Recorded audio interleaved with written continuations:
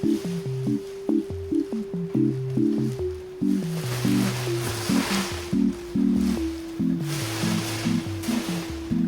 Rek, pernah gak sih kalian semisal melihat berita ada permasalahan di mana agama seperti dijadikan sebagai suatu lahan perdagangan? Loh, apa itu contohnya? Loh, kok iso agama dijadikan perdagangan? Beberapa bulan atau beberapa tahun yang lalu sempat viral lah suatu berita, ataupun malah lihat aku di TikTokku adanya garam rukyah. Ya bener, garam rukyah bro, garam ya garam dilabeli rukyah dan harganya sampai 30.000. Padahal garam sendiri itu ya murah banget loh Rek, yang segini aja kotak segini ya berapa ya, 5.000 4.000 ya murah banget lah ya. Bahkan mungkin teman-teman juga pernah melihat suatu berita di mana ada orang yang itu memperjualkan tiket surga. Ya benar, tiket surga dihargai cuma 10.000 ya Allah, 10.000 murah banget ya Allah, surga diregani 10.000. Aku juga mau tuh, tapi ya nggak segampang itu kan. Pastinya untuk mendapatkan hal yang itu besar ya nggak gampang gitu. 10.000 dapat surga. Bahkan orang yang menjual tiket surga 10.000 ini mengaku bahwa dirinya adalah Rasul dan dia adalah keturunan dari Nabi Muhammad. Sehingga dari situ saya berpikirlah bahwa sebenarnya agama Islam ini sering sekali dipakai oleh oknum-oknum untuk dijadikan suatu bahan dagang. Jualan agama sendiri kalau misal nama lainnya adalah komoditas agama. Ya sama kayak jualan agama ya emang sama. Sehingga di sini pertanyaannya, kok banyak ya oknum-oknum yang itu sering menggunakan nama agama, sering sekali untuk melabeli sesuatu dan di rebranding lagi dengan hal yang berbau agama. Sehingga sebenarnya apa sebabnya dan bagaimana solusinya? Mari kita bahas. Kenapa sih umat-umat Islam sekarang itu mudah sekali untuk terbohongi dengan hal-hal yang itu berbau agama? Alasannya sebenarnya cukup sederhana, yaitu krisis literasi agama. Krisis literasi agama sendiri adalah kurangnya atau tidak tahunya orang tersebut dalam memahami suatu agama. Kenapa saya bisa mengatakan bahwa banyak sekali umat Islam sekarang itu mengalami krisis literasi agama? Ya dikarenakan mereka bahkan tidak tahu hal dasar di dalam agama tersebut. Saya beri contoh seperti akhirat. Dasar banget seharusnya pemahaman tentang akhirat. Akhirat hakikatnya ya tidak bisa dibeli dengan uang, apalagi uangnya hanya 10.000. Itu beli mie ayam itu bisa kurang loh untuk beli mie ayam. Ya tergantung daerah, cuman ya murah banget untuk mendapatkan surga. Padahal sejatinya untuk mendapatkan surga ya tidak hanya mengeluarkan duit 10.000, tapi orang itu ya harus sholat, zakat, puasa. Terus dalam kehidupan sehari-harinya ya dia itu bermasyarakat. Dalam bermasyarakat mereka itu juga saling tolong-menolong, membantu membangun masyarakat. Dalam karirnya juga diorientasikan untuk pembangunan masyarakat. Bagaimana karirnya itu juga bisa terorientasikan kepada surga. Sehingga pertanyaannya adalah, apa sih sebabnya orang-orang ini kurang banget dalam krisis literasi beragama? Nah, penyebab yang pertama yang saya sadari adalah kurangnya pendidikan agama untuk berpikir secara kritis. Mungkin teman-teman juga bisa merecall kembali ketika teman-teman berada di bangku SD sampai SMA atau SMK. Pengalaman saya sendiri ketika saya menduduki bangku SD sampai SMA atau SMK, ya aku SMK, itu ketika adanya pendidikan agama seringnya durasinya itu sangat sedikit, mungkin 1-2 jam per minggu. Ditambah lagi sudah sedikit durasinya, dalam metode pembelajarannya hanya satu arah, yaitu seperti ceramah. Karena hanya satu arah dan kurangnya ada interaksi antara guru dengan murid, kurang adanya ruang untuk berdiskusi, kurang adanya hal yang itu dieksplorasi dari murid-murid tersebut, membuat murid-murid tersebut itu berpikir kritis yang semakin rendah. Sehingga seharusnya pada metode pembelajaran di bangku SD sampai SMA atau SMK itu seharusnya anak-anak murid itu dididik juga untuk berdiskusi, mempertanyakan. Dan sejatinya ketika kita tambah tahu, maka juga akan selalu banyak pertanyaan. dan fokus dalam pembelajaran agamanya hanyalah berfokus pada hal ritual saja. Seperti apa contohnya? Seperti hanya sholat, puasa, zakat, dan hal-hal yang ritual sebagainya. Padahal dalam Islam sendiri itu bukan hanya mengajarkan pada hanya ritual. Bahkan kalau teman-teman sadari di dalam isi Al-Quran itu bukan hanya menjelaskan perintah ritual, tetapi juga perintah untuk berakal, untuk memaksimalkan potensi akal, untuk bermasyarakat, bersosial, politik, banyak sekali.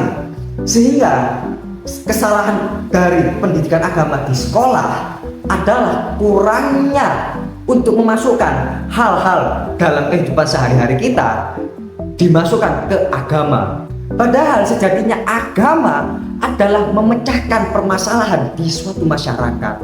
Tetapi karena dipahaminya ya wis, pokoknya Islam itu hanya sholat, Islam itu hanya puasa, Islam itu hanya zakat, ya sudah, aku akan berhenti dalam ritualnya saja. Padahal agama itu tidak sesempit ritual. Banyak sekali hal yang dapat kita pelajari dalam agama seperti yang saya sebutkan tadi. Sebab kedua, banyak sekali orang yang itu krisis literasi agama adalah taklid. Loh, emang apa itu taklid? Aku nggak tahu apa itu taklid. Taklid sendiri secara sederhananya adalah tunduk patuh mengikuti tanpa tahu kebenaran yang itu jelas. Emang contohnya seperti apa? Contohnya simple, ada orang-orang yang itu mengikuti suatu oknum ulama hanya dengan alirannya apa, bagaimana gaya bicaranya, siapa gurunya, dia itu dari mana, hanya berfokus kepada orangnya saja, tetapi tidak fokus apa yang dikatakannya. Orang-orang ini hanya mikir bahwa oh, ustadz ini atau ulama ini aliran agamanya B dan itu sama dengan aku. Wow, aliran agamanya sama. Oke.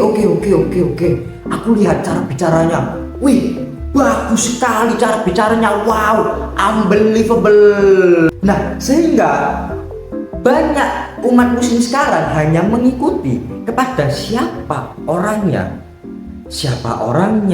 aliran agamanya apa, cara bicaranya, dia itu berguru sama siapa, orang tuanya siapa, apakah pendiri pondok. Mereka hanya fokus kepada orangnya saja, kepada latar belakang orangnya. Saya tidak mengatakan bahwa melihat latar belakangnya itu salah, saya tidak mengatakan hal tersebut, tetapi kurang. Apa yang kurang? Ya bukan hanya kita melihat latar belakangnya saja, tetapi juga melihat apa yang diomongkan, apa pesan yang dikeluarkan. Pesan yang dikeluarkan oleh ulama tersebut jangan langsung diikuti tanpa kita tahu pendasaran yang jelas. Pendasaran ini seperti apa? Simpel saja. Pendasaran ini seperti apa yang dikatakan itu apakah sesuai dengan apa yang ada di Al-Quran. Jika sudah sesuai dengan apa yang ada di Al-Quran, maka secara asbabun nuzulnya apakah sudah benar, apakah secara tafsirannya juga sudah benar. Lalu ketika dia menggunakan hadis, apakah hadis itu kuat ataukah lemah. Lalu ketika dia mengatakan hal yang itu di luar Al-Quran dan hadis, apakah dia itu menggunakan ilmu pengetahuan terkait ataukah tidak. Apakah ilmu pengetahuan terkait tersebut juga kuat, apakah ilmu pengetahuannya juga bisa dipertanggungjawabkan. Semua itu harus kalian ketahui sebelum kalian mengikutinya. Lalu sebab dari taklid ini sebenarnya apa?